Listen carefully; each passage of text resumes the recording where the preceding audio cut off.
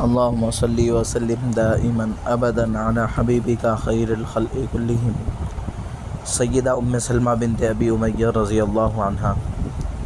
ماہ شوال 4 ہجری میں آپ صلی اللہ علیہ وسلم سے نکاح ہوا، جبکہ پہلے شوہر ابو سلمہ رضی اللہ عنہ 4-5 ماہ پہلے انتقال کر گئے تھے۔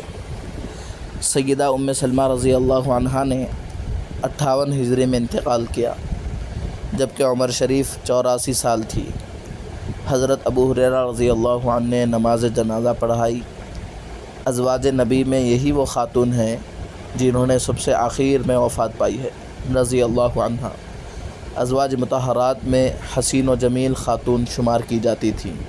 سیدہ ام سلمہ رضی اللہ عنہا فرماتی ہیں کہ ایک دن میرے سابقہ شوہر ابو سلمہ رضی اللہ عنہ نے کہا تھا، اے ام سلمہ، آج میں نے رسول اللہ صلی اللہ علیہ وسلم سے ایک حدیث سنی ہے جو میرے لیے دنیا و ما فیہا سے زیادہ محبوب ہے۔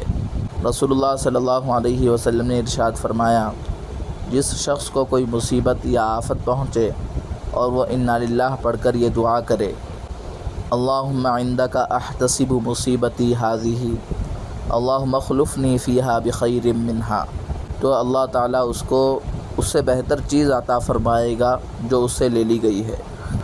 سیدہ ام سلمہ رضی اللہ عنہ فرماتی ہیں کہ ابو سلمہ رضی اللہ عنہ کے انتقال کے بعد مجھ کو یہ بات یاد آئی۔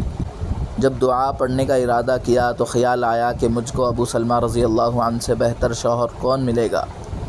بہرحال میں نے دعا پڑھ لی، چنانچہ میری عدت گزرنے کے بعد رسول اللہ صلی اللہ علیہ وسلم نے از خود اپنا پیام دیا، جن سے بہتر کائنات میں اور کوئی نہیں ہے۔